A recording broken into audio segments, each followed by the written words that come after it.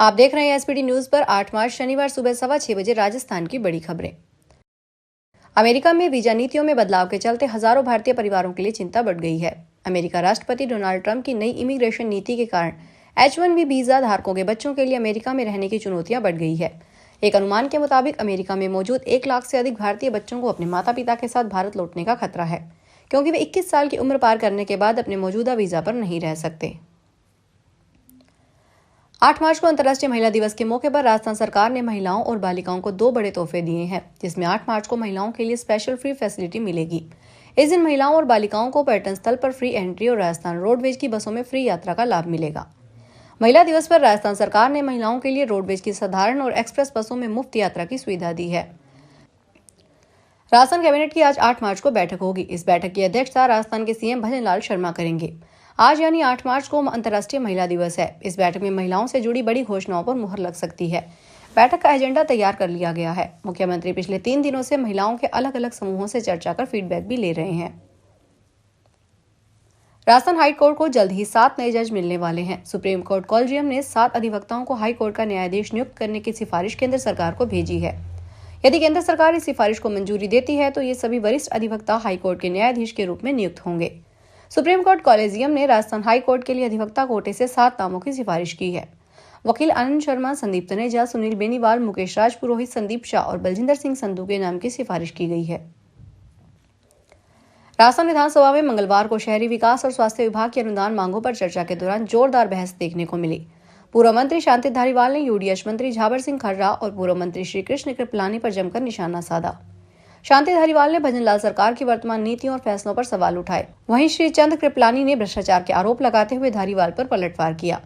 विधानसभा में चर्चा के दौरान शांति धारीवाल ने वर्तमान सरकार पर कहा कि यूडीएच एक टेक्निकल डिपार्टमेंट है, लेकिन जब काम अनजान हाथों में चला जाता है तो सत्यानाश होना तय है। यहाँ भी वही हो रहा है। हर बार जांच की बात होती है, लेकिन कोई नतीजा नहीं निकलता। धारीवाल ने सरकार की नीतियों पर सवाल उठाते हुए कहा कि जनसंख्या तेजी से बढ़ रही है, लेकिन सरकार के पास शहरी विकास की कोई ठोस योजना नहीं है। गुलाबी नगरी जयपुर इन दिनों बॉलीवुड सितारों की चकाचौंध से गुलजार है। आईफा 2025 का 25वां संस्करण 8 और 9 मार्च को जयपुर में आयोजित किया जा रहा है, जिसमें बॉलीवुड की कई दिग्गज हस्तियां हिस्सा लेने पहुंचेंगी। बॉलीवुड के सितारे इस प्रतिष्ठित समारोह में अपने शानदार परफॉर्मेंस और होस्टिंग से 4 चांद लगाने वाले हैं।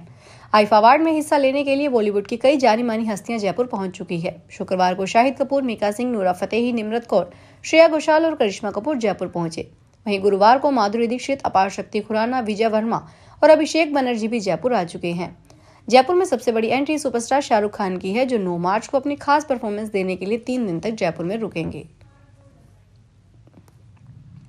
राजस्थान के सहकारिता राज्य मंत्री गौतम कुमार ने शुक्रवार को कहा कि राज्य की क्रय विक्रय सहकारी समितियों के लाभ में रहने पर नियमानुसार कर्मचारियों को वेतनमान का लाभ दिया जा सकता है। उन्होंने बताया कि सहकारी समितियां स्वायत्त शासी संस्थाएं हैं। इसमें सहकारी भर्ती बोर्ड के माध्यम से भर्तियां की जाती है तथा इसमें अपने सेवा नियम है। उन्होंने जानकारी दी कि क्रय विक्रय सहकारी समितियों में विभिन्न वेतनमान लागू है। राजस्थान कर्मचारी चयन बोर्ड ने वर्ष 2025-26 के लिए अपनी संशोधित परीक्षा तिथियों की घोषणा कर दी है। इस कैलेंडर के तहत मार्च 2025 से लेकर सितंबर 2026 तक कुल 44 परीक्षाएं आयोजित की जाएगी। इन परीक्षाओं में विभिन्न विभागों के लिए भर्ती परीक्षाएं शामिल हैं, जिनमें सीईटी और नॉन सीईटी दोनों तरह की परीक्षाएं होगी। संशोधित परीक्षा कार्यक्रम के अनुसार परीक्षाएं ऑफलाइन मोड, टाइप टेस्ट और कंप्यूटर आधारित टेस्ट के माध्यम से ली जाएंगी। उम्मीदवारों को सलाह दी जाती है कि वे नवीनतम अपडेट के लिए राजस्थान कर्मचारी चयन बोर्ड की आधिकारिक वेबसाइट पर नियमित रूप से विजिट करें। दिल्ली में बीजेपी सरकार आज 8 मार्च को अंतर्राष्ट्रीय महिला दिवस पर महिला समृद्धि योजना का शुरू करने जा रही है।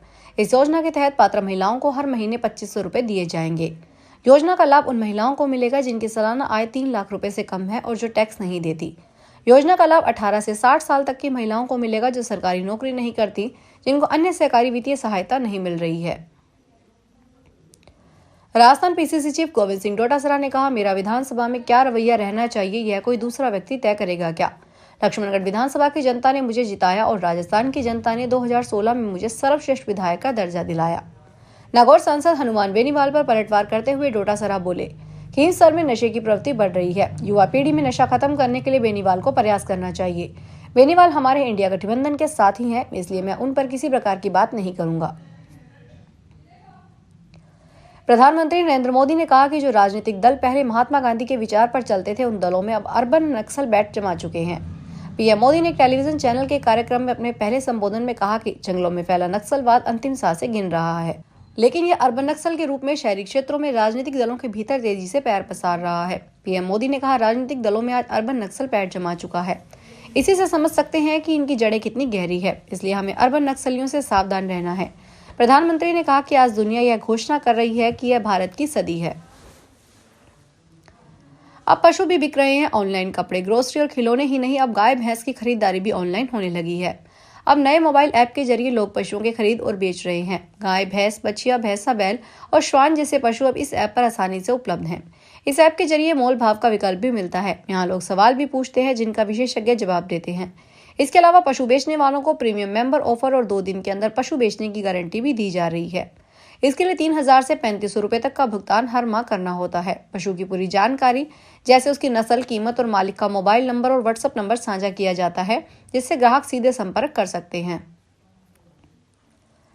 मथुरा के बरसाना में राधा रानी मंदिर में लड्डू मार होली चल रही है। भक्तों पर लड्डू बरसाए जा रहे हैं। इससे पहले दुल्हन की तरह सज धज कर राधा रानी की सखियां बरसाना से होली का निमंत्रण लेकर नंदगांव पहुंची। फिर नंदगांव में सखियों ने नृत्य किया। सीएम योगी भी बरसाना पहुंचे। उन्होंने लाडली जी मंदिर में पूजा की और भक्तों पर फूल बरसाए। फिर ब्रजवासियों को संबोधित किया। इसकी शुरुआत राधे राधे से की। फिर यमुना मैया की जय और बांके बिहारी लाल की जय के नारे लगाए। लाडली जी मंदिर की लड्डू मार होली देखने और खेलने के लिए 10 लाख श्रद्धालु बरसाना पहुंचे हैं। इसमें विदेशी पर्यटक भी शामिल हैं। आप अगर 18 से 25 साल के युवा हैं तो आपके देश के संसद और राज्य की विधानसभा में जाकर बोलने का मौका मिलेगा। युवा सांसद में जाने के लिए आपके 2 चरण पूरे करने हैं। सबसे पहले आपको 1 मिनट का एक वीडियो बनाकर अपलोड करना है और दूसरा आपको 3 मिनट बोलना है। इसके बाद आपका चयन हो जाता है तो आप संसद या विधानसभा तक पहुंच सकते हैं।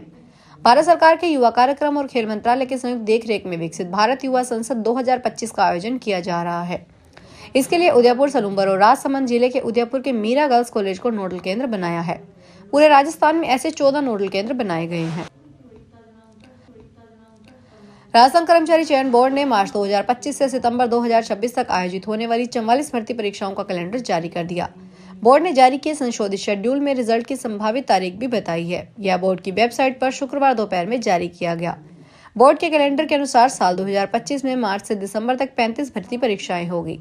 साल 2026 में 9 भर्ती परीक्षाओं का शेड्यूल दिया गया है। कर्मचारी चयन बोर्ड की ओर से जारी किए गए भर्ती कैलेंडर में सबसे पहले शीघ्र लिपिक और निजी सहायक ग्रेड 2 भर्ती परीक्षा 19 से 23 मार्च तक आयोजित की जाएगी। इसका रिजल्ट भी इसी साल 20 जून को जारी किया जाएगा। फिलहाल बड़ी खबरों में इतना ही। ताजा खबरों को देखने के लिए चैनल को सब्सक्राइब करें। देखते रहिए एसबीटी न्यूज। धन्यवाद।